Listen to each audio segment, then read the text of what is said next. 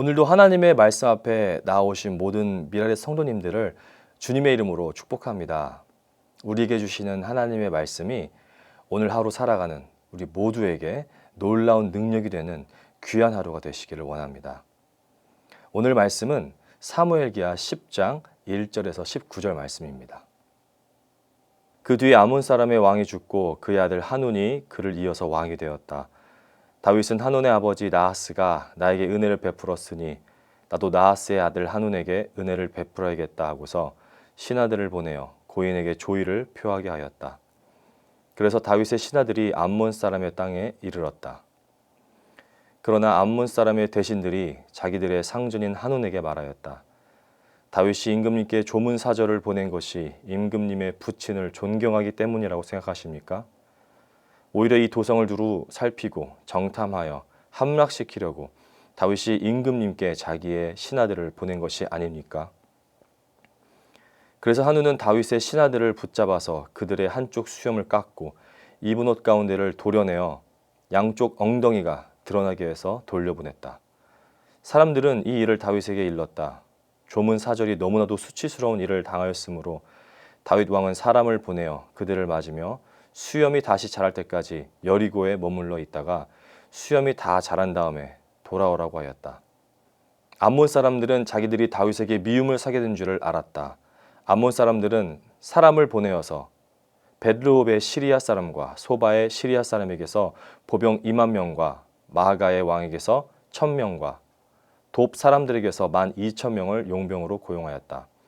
다윗은 이 소식을 듣고 요압에게 전투 부대를 맡겨서 출동시켰다.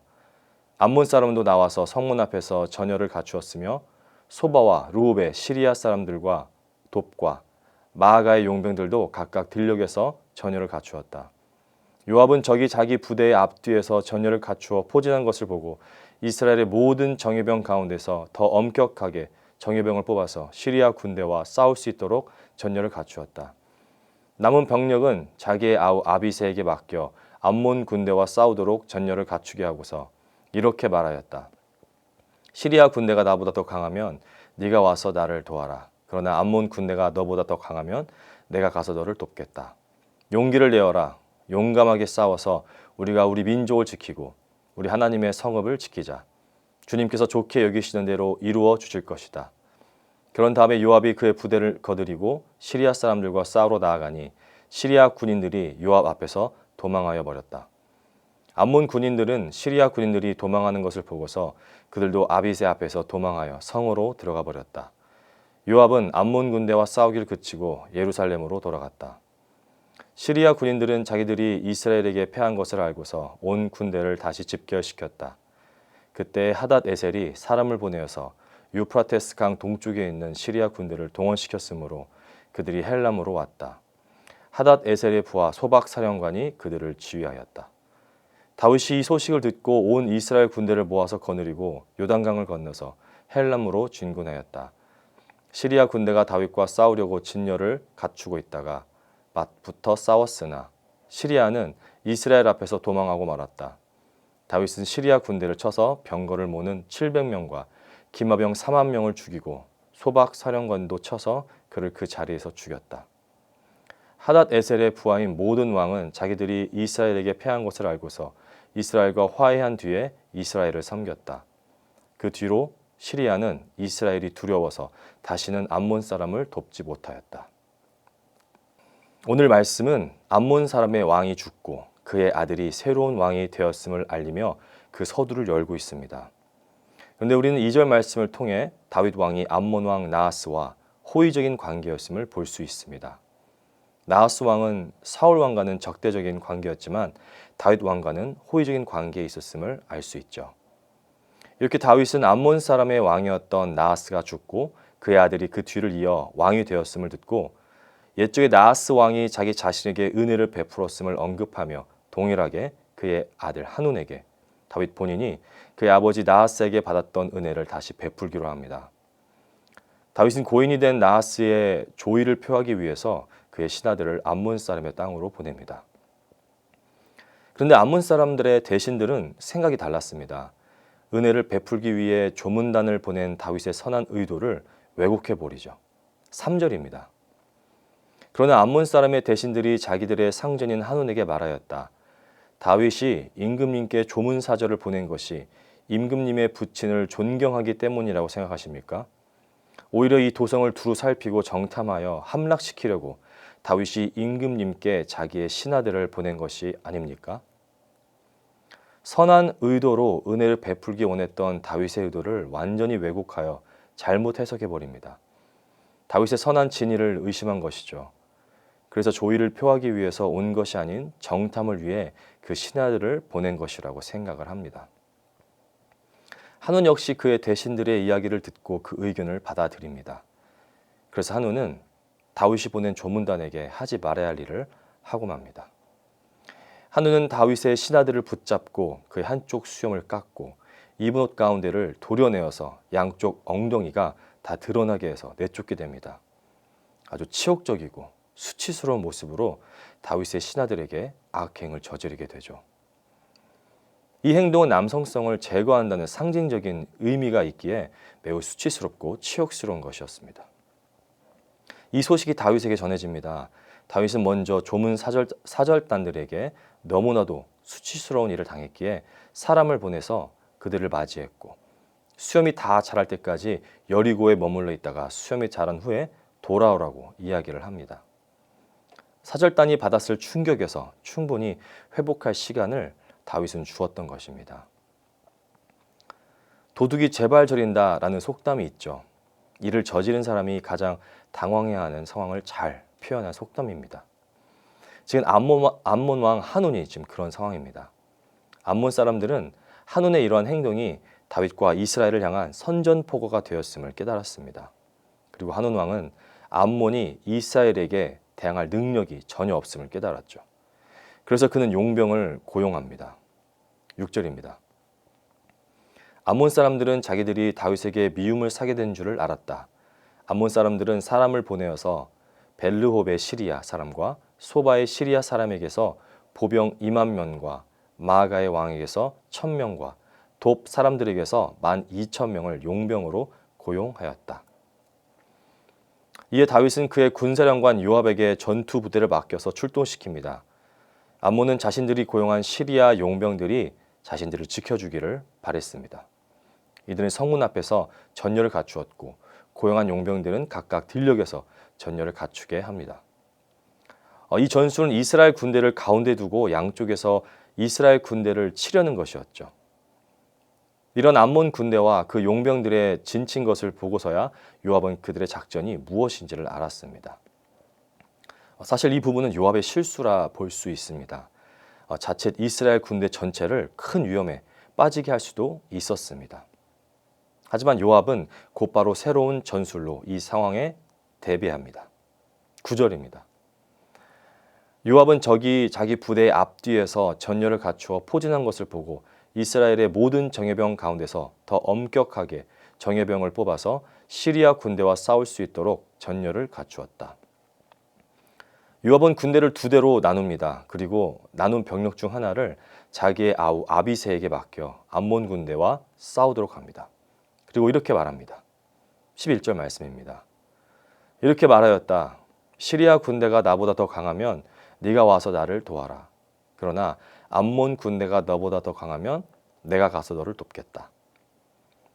둘 중 누구든지 다른 한쪽에 도움이 필요하면 도와주도록, 다시 말해 두 부대 가운데 승기를 잡은 부대가 열세에 놓인 부대를 도와주기로 한 것입니다. 그리고 더 나아가 요압은 이 전쟁을 거룩한 전쟁으로 규정하고 자신의 동생 아비새와 그 자리에 있던 모든 이스라엘 군사들을 독려하죠. 요압은 모든 병사들에게 하나님의 백성과 성읍들을 위해 여호와 하나님께서 선히 여기시는 대로 행하심을 믿고 담대하게 싸울 것을 독려합니다. 지금 이스라엘 군사들이 임한 이 전쟁은 이스라엘을 향한 하나님의 구원 계획을 성취하기 위한 것이기에 하나님이 반드시 승리케 하실 것을 확신하는 영적 싸움이었습니다. 이런 다짐과 하나님께서 이 전쟁에 함께 하실 것을 믿으며 나아간 요압의 군대 앞에서 시리아 군인들은 하나같이 다 그 앞에서 도망하여 버립니다. 그리고 도망하는 시리아 군대들을 보며 암몬 군인들 역시 아비새 앞에서 도망하여 성으로 들어가 버립니다. 다윗이 보낸 신하들에게 모욕을 주며 센 척했던 암몬 사람들은 이제 그들의 진짜 모습이 어떠한지 명확하게 보여주고 있습니다. 약한 모습, 비겁한 모습, 또 겁쟁이의 모습을 보이고 있는 것이죠. 하지만 아직 끝나지 않았습니다. 이들은 다시 재정비합니다. 시리아 군인들은 자기들이 이스라엘에게 패한 것을 알고서 온 군대를 다시금 집결시켰습니다. 시리아의 왕 하닷 에셀은 사람을 보내어 유프라테스강 동쪽에 있는 시리아 군대를 동원시켰고 그들은 모두 헬람으로 옵니다. 그리고 그 군대를 그의 부하 소박 사령관에게 맡겨 지휘하게 합니다. 이 소식을 들은 다윗은 온 이스라엘 군대를 모아 요단강을 건너 헬람으로 진군하였죠. 시리아는 지금 가지고 있는 군사력을 총동원하였습니다. 하지만 총동원하였다 하여도 살아계신 하나님이 함께 하시는 이스라엘 군대를 이길 수는 없었습니다. 18절 말씀입니다. 시리아는 이스라엘 앞에서 도망하고 말았다. 다윗은 시리아 군대를 쳐서 병거를 모는 700명과 기마병 4만 명을 죽이고 소박 사령관도 쳐서 그를 그 자리에서 죽였다. 다윗은 시리아 군대를 쳤습니다. 그리고 하나님께서는 다윗 편에 서서 다윗과 그의 군대를 붙드셨습니다. 시리아는 이스라엘의 강함을 보았습니다. 아니, 이들은 하나님의 강함을 보게 됩니다. 이들은 절대 이스라엘을 이길 수 없다는 것을 뼛속 깊이 깨닫게 됩니다. 그래서 결국 이들은 이스라엘과 화합하고 이스라엘을 섬기게 됩니다. 19절 말씀입니다. 하닷 에셀의 부하인 모든 왕은 자기들이 이스라엘에게 패한 것을 알고서 이스라엘과 화해한 뒤에 이스라엘을 섬겼다. 그 뒤로 시리아는 이스라엘이 두려워서 다시는 암몬 사람을 돕지 못하였다. 오늘 사무엘기하 10장 말씀은 은혜를 받았던 다윗이 그 은혜를 갚으려 했지만 그 은혜를 왜곡하여 다윗의 신하들을 욕보였던 한온의 어리석음과 그로 인해 온 나라가 전쟁을 하게 되고 결국 패전하게 되는 장면을 보았습니다. 또한 자신들의 힘과 군사력을 믿고 이스라엘을 공격하려 했던 시리아의 왕 하닷 에셀 역시 이스라엘 앞에서 패전하는 장면을 우리는 보게 됩니다. 이들이 공통적으로 보지 못했던 것은 무엇입니까? 바로 그 뒤에 계시는 전능하신 여호와 하나님을 보지 못했다는 것입니다. 사랑하는 우리 미랄의 성도 여러분, 전쟁은 하나님께 있음을 믿으십니까? 머리로 말고 마음으로 그 사실을 믿고 계십니까? 전쟁은 군인들의 숫자나 군사력에 있는 것이 아닙니다. 전쟁은 얼마나 하나님을 믿고 신뢰하는가에 달려 있습니다. 우리가 살아가며 겪어야 하는 수많은 전쟁 같은 삶 속에서 우리가 믿어야 하는 것은 나의 재력, 나의 지식, 나의 스펙이 아니라 바로 살아계신 우리 하나님 한 분뿐입니다. 우리는 실수하고 넘어지고 불완전하지만 하나님께서는 그런 나의 모습을 누구보다 잘 아시고 우리를 다시 세우시고 붙드시고 또 온전케 하십니다.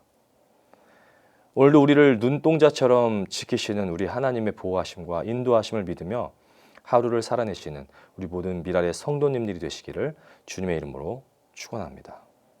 기도하시겠습니다. 하나님 아버지 감사합니다. 자격 없는 저희를 선택하셔서 하나님의 자녀라 불러주시니 참으로 감사드립니다. 늘 실수하며 넘어지는 저희들을 늘 신실하게 붙드시고 인도하시는 그 하나님의 그 크신 은혜를 잊지 않게 하시고 늘 감사함으로 하나님 앞에 나아가게 하여 주옵소서. 오늘 말씀을 통해 듣고 깨달은 내용들을 잊지 않고 삶에 깊이 새기게 하시고 하나님의 자녀로서 합당한 삶을 살게 하시며 하나님께 영광 돌리는 복된 하루가 되기를 기도합니다. 오늘도 우리에게 필요한 것들을 채워주시되 넘치도록 채워주시고 나만 배불리는 삶이 아니라 내 주위에 있는 형제 자매들을 기억하여 그들을 사랑하되 내 몸과 같이 사랑하는 우리 모든 미랄의 성도들이 되게 하여 주옵소서. 내 생각과 내 소원과 내 주장을 내려놓고 잠시라도 예수님이라면 어떻게 하셨을지 늘 자기 자신에게 되새기며 예수 그리스도의 마음을 품는 우리 모두가 되게 하여 주옵소서. 주님의 몸된 교회를 신실하게 섬기게 하시고 교만과 욕심, 질투와 거짓과 같은 부정적인 모습들은 사라지게 하시고 오직 사랑과 섬김의 모습만이 보이는 우리 미랄교회가 되게 하여 주옵소서. 감사합니다, 주님. 오늘도 주님을 기쁘시게 하는 복된 하루가 되게 하여 주옵소서. 감사드리며 살아계신 예수님의 이름으로 기도합니다. 아멘.